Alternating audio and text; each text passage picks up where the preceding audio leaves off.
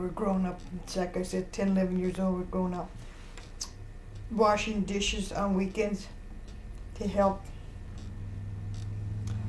We all had one house dress that we wore when we graduated from grade school. We all had to be the same. The boys had overalls and we had a house dress. And it couldn't be expensive because those were the hard times. Yeah. I grew up in the Depression. Hard time. It was terrible, that's what I said. So what fun we had to make it on our own. Just play, and like I said, going out in wintertime, sleigh riding. If I tell you how we had to go for slop for the kids, for the pigs.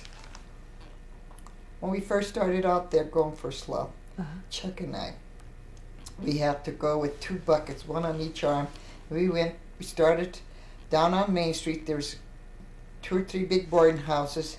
We went down to the boarding houses and got them, worked ourselves up to Wayne Avenue, and then up to Mastery and come home. Sometimes we had to go back because we had too much already. Too much slop. Yes. Then when I told you when Frank built this sled for us, then we had 2 wash tubs on there. Can you imagine? 2 wash tubs on there, and went and had them filled up and brought them. And we had to go do that before we could go out sleigh riding or skating or anything. We had to go do that. And the one thing about it, nobody laughed at us, nobody made fun of us. That is, especially the English people that we knew that lived there on Wayne Avenue and up on that street. They never said a word. They never made fun of us at all. We had to go and get the things for this food for the pigs, but they didn't make fun of us. And we come home, we had to hurry up. A lot of times Chuck still had to cut wood, kindling wood, chop the wood to bring in. And then when I helped, that's when he cut the top of his finger off. He was fooling around talking to me. First thing, it was terrible. I looked and there was the tip of his thumb on the axe yet. Oh. It was. The tip of his thumb was on the axe. Ooh. It was something. So like I said, that was our fun. And like Blanche and I in the house was, for the holidays was, I kind of used to hate to see that. We never used to get through work and making raviolis and all this stuff. It took us 2 weeks to get everything ready. And it was always just before Christmas that they butchered the hogs. Oh, we hated that because we had chairs in the front room and 2 long poles and the sausage and the paper on the floor because the sausage had to drip and dry. And this just before Christmas that they were all ready to take them all down, and then we worked like heck to clean the house so it'd be clean for Christmas. So that's what fun. You think we had fun? We never had that much fun. Did some people make fun of you? You said about that the English people didn't make fun of you, but did somebody else make fun of you? No, nobody. That's why I said they didn't make fun of us. Going down, getting the slop, especially when we were walking by with the buckets on our arms. We always thought, well, we hated to go, but we wouldn't dare say anything to her. My mother and my father were not going because, but they didn't.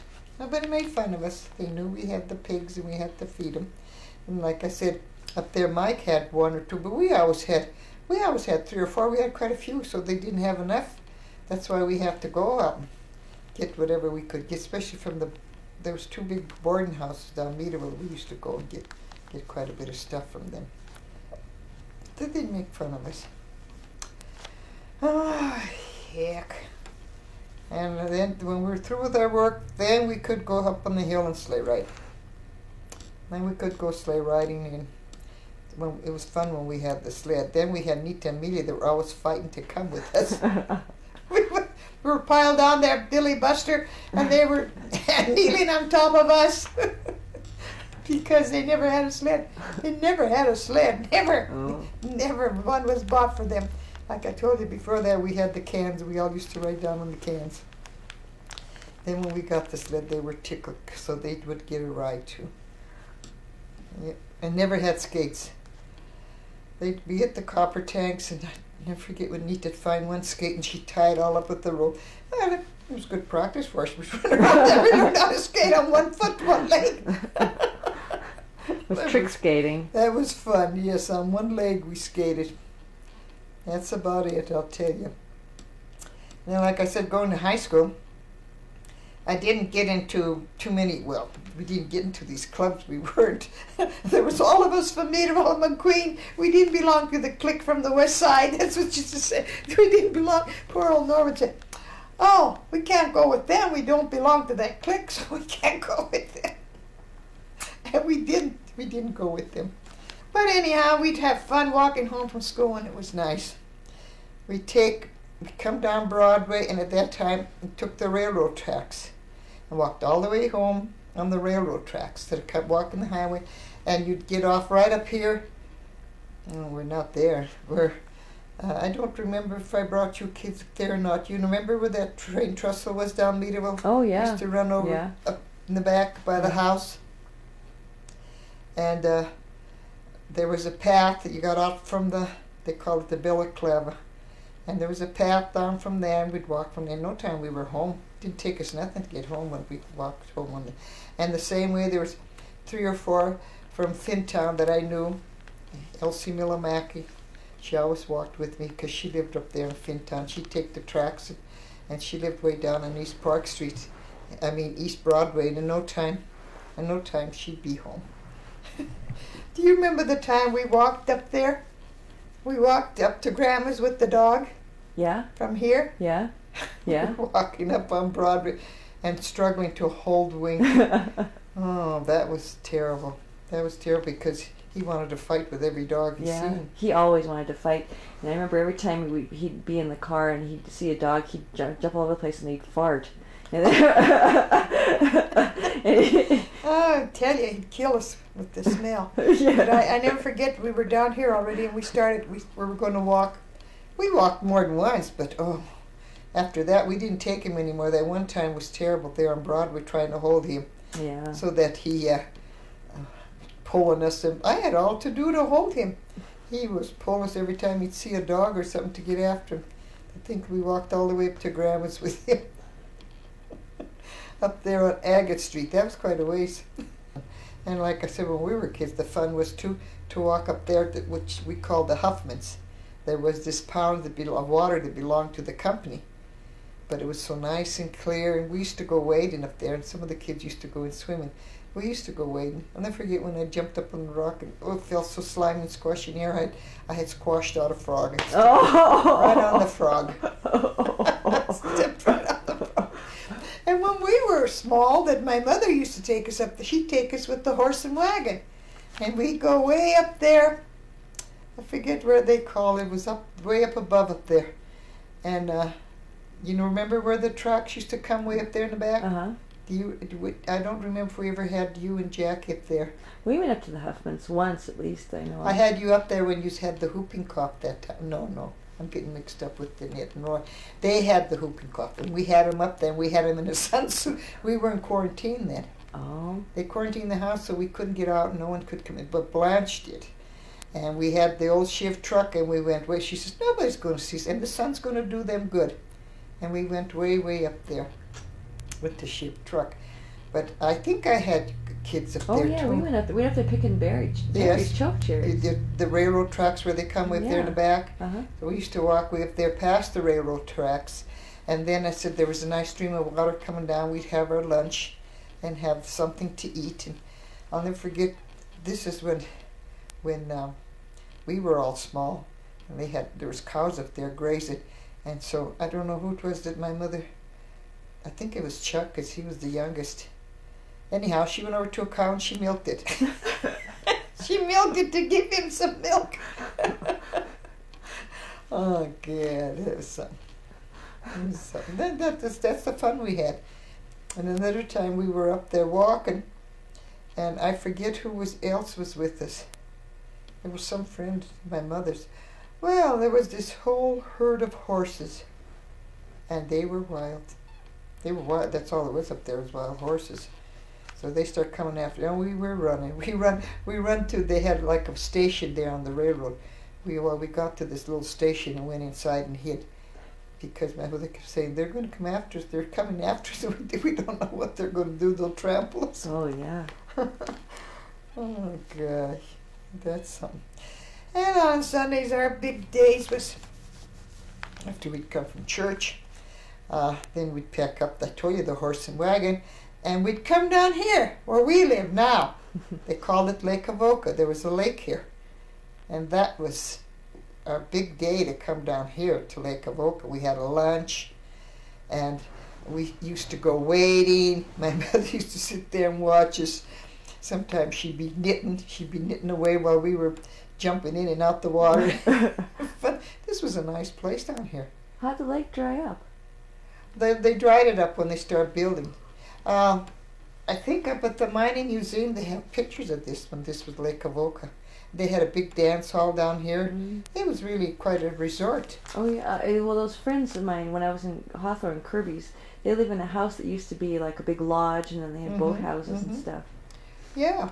Well, I can just remember that coming down here with the horse and wagon, and we didn't have bathing suits, but we didn't have any shoe stockings, just like our bloomers on, and we'd be jumping in and out the water, playing. That was our beach. We had a lot of fun. That's why it's so sandy down here. It is all. Yeah, it is very sandy. It's very sandy to build on it. The house is always shifting. That's how come we got the cracks. So see, that was our big days. Like I told you, there's a lot to say. I don't think there was a Saturday or Sunday that my father wasn't lit out there sleeping in the summertime, either with the pigs. This pig he had that he called Chubby. Come on, Chubby. Come on, Chubby. And Chubby would grunt and go right along with him. And he'd lay down by the pig and fall asleep. That's one time when he had to kill that pig that it broke his heart. He didn't do it anymore. He said, I'll never make a pet like that again of an animal. He called little Chubby over, and Chubby put its head on the block. And he hit him first he used to hit him with the sledgehammer first, you know. I used to go and ride I used to run in the back room and cover my ears and everything so that I wouldn't hear the pigs squeal. Every time we'd come to butchering the pigs, I couldn't stand it.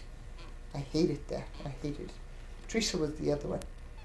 Oh, Teresa was worse than I always used to say, oh my God, I used to think that was terrible. It was terrible. Yeah. I couldn't stand that. It was awful. God. And they'd run to grab the blood while it was running out hot, fresh, so they could make the blood sausage, you know. Yeah. I'll tell you, after it was made and everything, then we used to have the parties, like if we butchered first, my father butchered first, then when it come to make the blood sausage, they'd have the boiler on the stove, and they'd have the blood sausage all boiling and everything, and down would come Mike and a few of the other neighbors around there, and my mother'd take it out good and hot, you know, out of the boiler, and they'd be eating the blood sausage and drinking wine.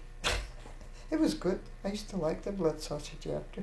And then when Mike butchered his, then we all used to go up there to his house. There you are. There's the fun we had doing things like that. We didn't have much other fun, I'll tell you. Walk up to Brocco's to get a big pail of milk so that we could have cocoa at night. That's, especially in the summertime, well, Chuck and I didn't do too much sawing wood. We used to sit on the middle of the log to hold it down so that it wouldn't tip over. But Frank and Jerry and Chuck, Chuck would be sitting, Chuck was the youngest. Blanche did a lot of sawing. Well, she was rough and tough anyway. She worked like a man. She sure worked. But they'd put a big light outside for us so they could see until 11, 12 o'clock at night. And they were through sawing. Then my mother would make this big pan heat the milk up and make cocoa, and she usually had fresh bread. Not fresh bread, French bread. There was nobody like Jerry. Jerry would slip French bread in the center and fill it full of butter and jelly, and then he'd dip it and eat it. Oh, gosh, there was something. But the yard was always full of kids. Frank at that time had all his friends. He went with the Favero, Steve Favero, that one that I got his picture that he His dad, he died really young. And the Ferronis up there on top of the hill, they all used to come down. They all used to come down and help. And Albert, he was there all the time, the cousin. So I said, you know, the kids, they had nothing else to do. But one helped the other. They all helped each other when they had work to do like that. So that's the end of that. That's the interview. There's nothing much else to say.